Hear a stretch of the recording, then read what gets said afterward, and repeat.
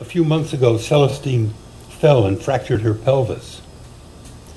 For a while it was touch and go. The doctor thought they might have to operate, and you hoped they wouldn't because 5 years previously, following a routine cataract surgery, she'd thrown a clot that paralyzed her down the left side for a couple of months.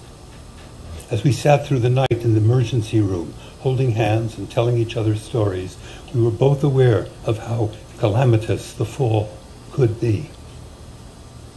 Years before, you typed out a passage from one of Dietrich Bonhoeffer's books about the bond that exists between people who have loved each other all their lives.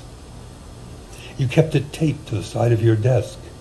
You read it now, for it serves as a point of entry for the following meditation on the meaning of the communion that exists between you and the way that the idea of communion is inflected by the approach of death.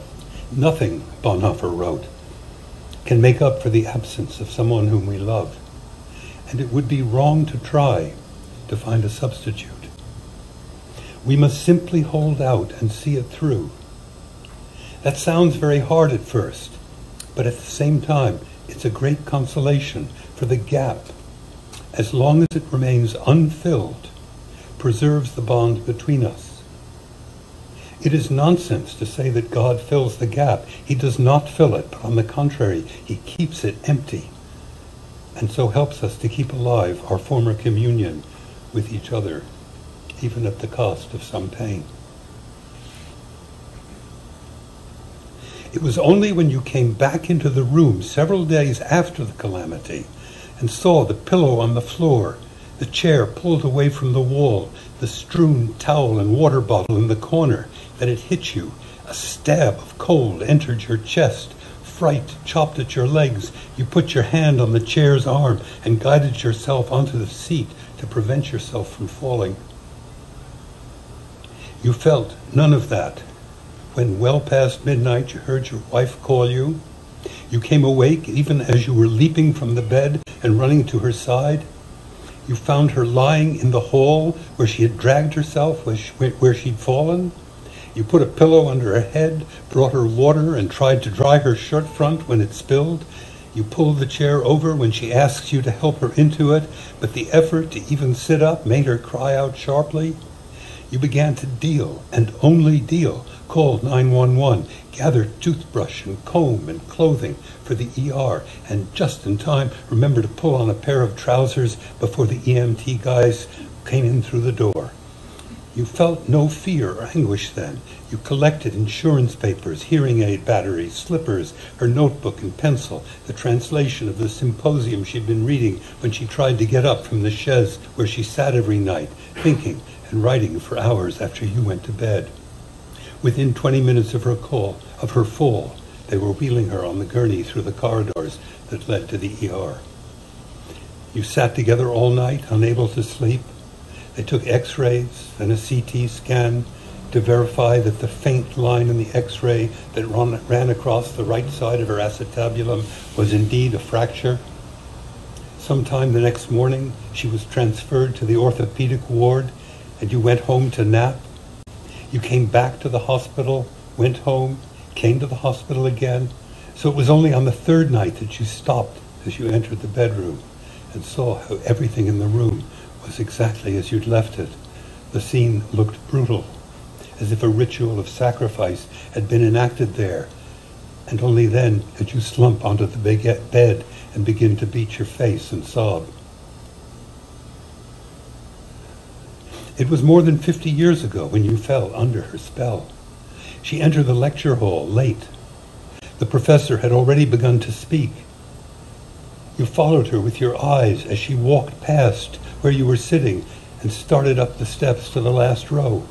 At the end of the class, you waited in your seat to watch her go out. Her petticoat was showing below her unpressed skirt, and a pack of Luckies was rolled in the sleeve of her rumpled blouse, but nothing could distract you from the charge she carried in her upright body or the beauty and intelligence that shone from her fine-boned face. At the sight of her, you fell into a stupor. The dumb wonderment the young feel at the intimation of wondrous things.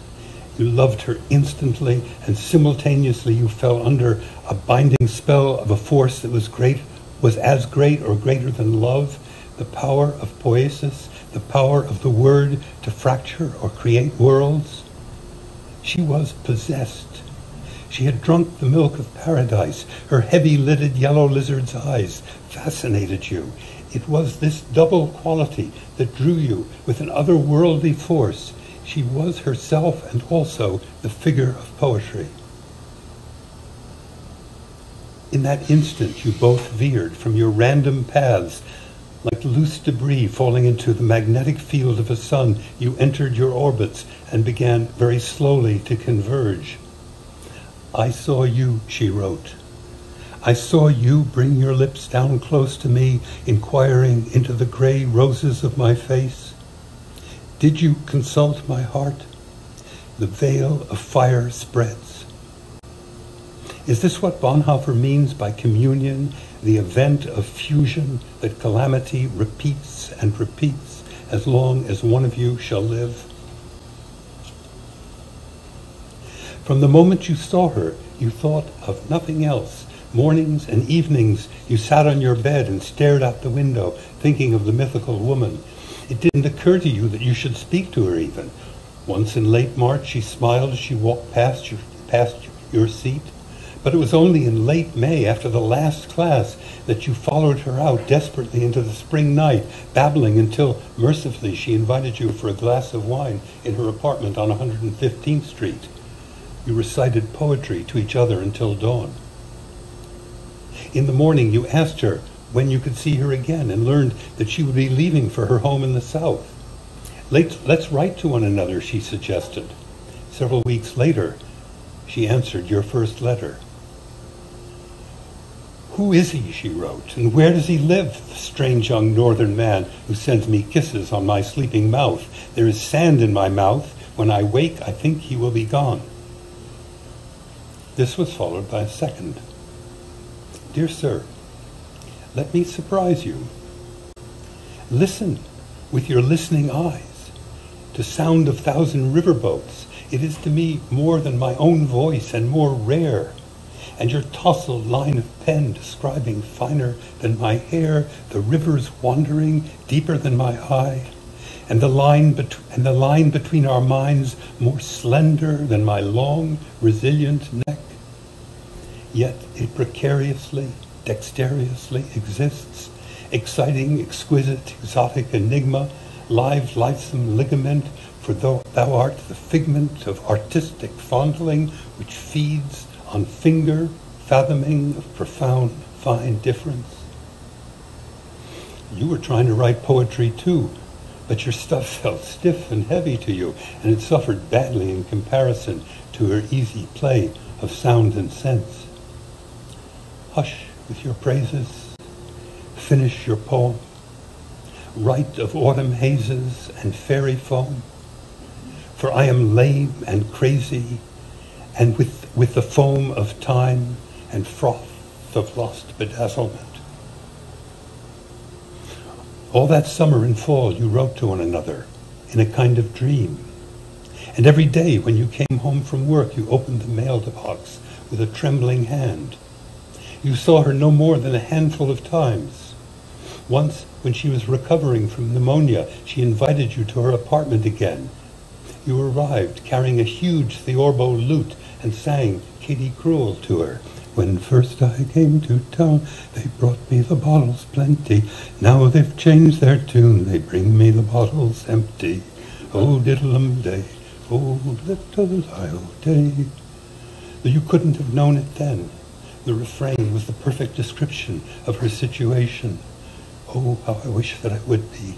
Then would I be what I am not. Here am I where I must be. Go where would I cannot.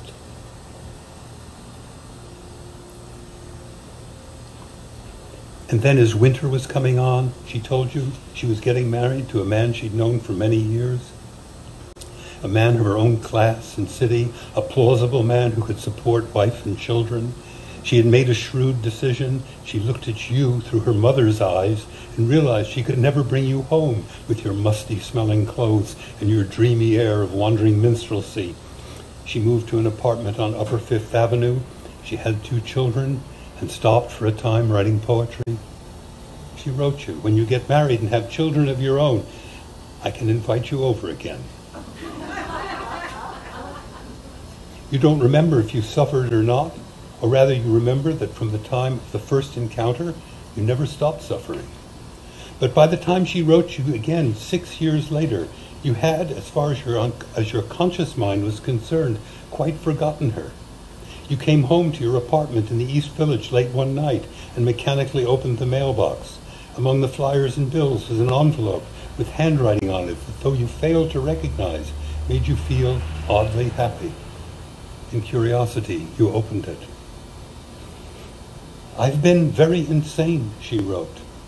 The White Goddess chose me as her favorite doll for several weeks, and during that time I called for you again and again. I would give almost anything in the world to hear you sing. When I was a young man, they brought me the bottles plenty again.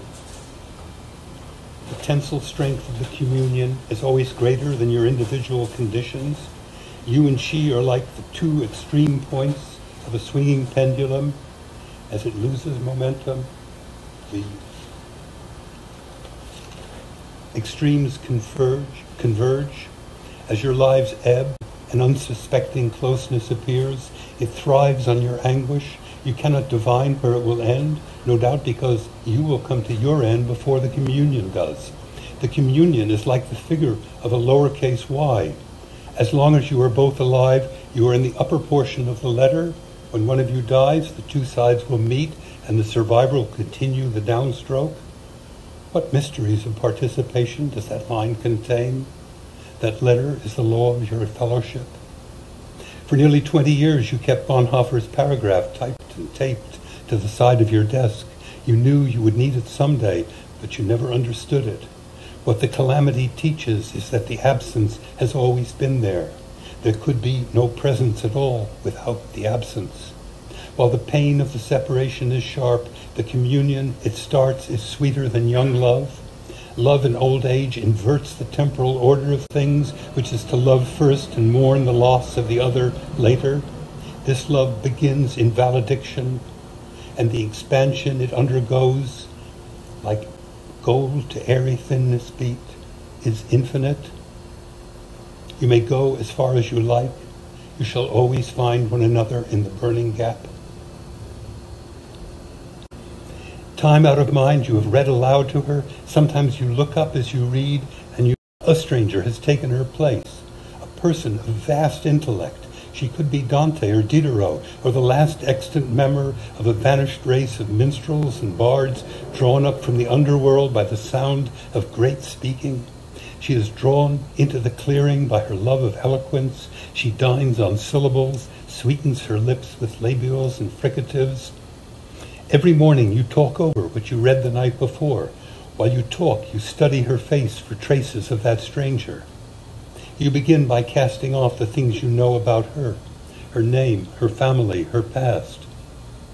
Then you forget yourself. You try to imagine that you are her. You try to feel what it feels like to be in her skin. You can't possibly know, but the effort to erase your point of view produces a sensitive substance in the space between you. Sometimes, she says, I can feel your love coming towards me in waves. It doesn't always work out, though. Sometimes there is only a heavy sorrow without recompense or relief. The brute fact of oblivion and death so chills your spirit that you can't bear to take it up to go on. You take this to be a failure of imagination. The calamity is a gift, that it is the work of imagination to receive. The imagination finds in the slightest sliver of time the enormous intrusion of the whole, even as you careen towards your death. It is in this shadow that you undertake to make a double portrait of your wife, the high-born southern woman of eccentric habits, and the Sibyl that haunts her.